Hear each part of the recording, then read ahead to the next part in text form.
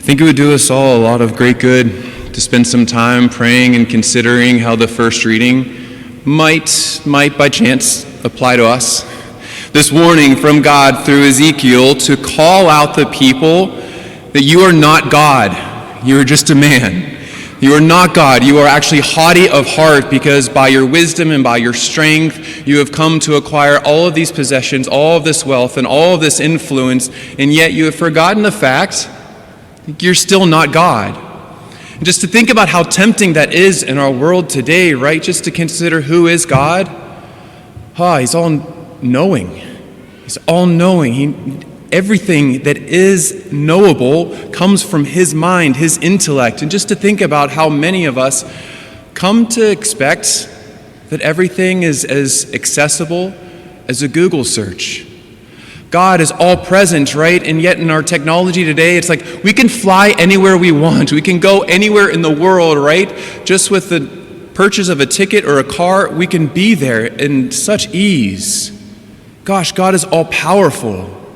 Right, and the temptation is that if I just study long enough, if I just work hard enough, then I can have this influence, this power, and I can manipulate other people, other things to get whatever I want. And so all of a sudden, right, there is this temptation that I can be God. And maybe we wouldn't say that, especially those of us who are here in church on a Tuesday, right? Like, no, of course not. And yet sometimes by our actions, like, we're living that way. And so to just consider, right, you are haughty of heart. A God am I? No, you are only a man. Here's this reality, right? Like if you look back through the entire story of salvation history, it's no curiosity or it's no wonder how Israel falls away from God. They put themselves in the position of God. They start worshiping not God, but themselves. And so just to think about, gosh, what are some ways that we need to really make sure that the Lord is truly at the center of our lives?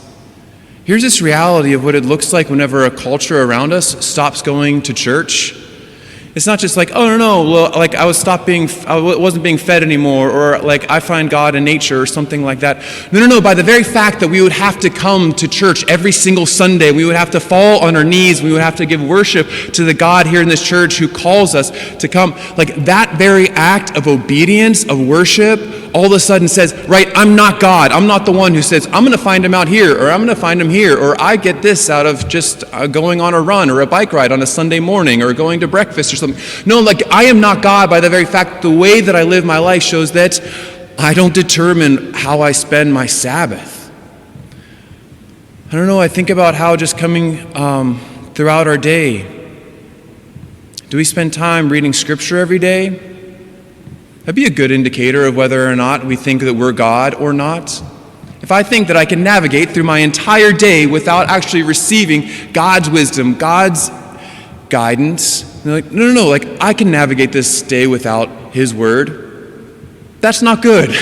That I would be humble enough to know I will not be able to navigate this day without breaking open his word to allow that to inform me and to mold me so that I can in all humility surrender my life to him. One last consideration. How about just in all the ways that we give into anxiety, we give into stress, thinking that we can have control over everything? A great way to show a humility that I am not God, I am only a man, is to make acts of surrender. Lord, I'm not in control.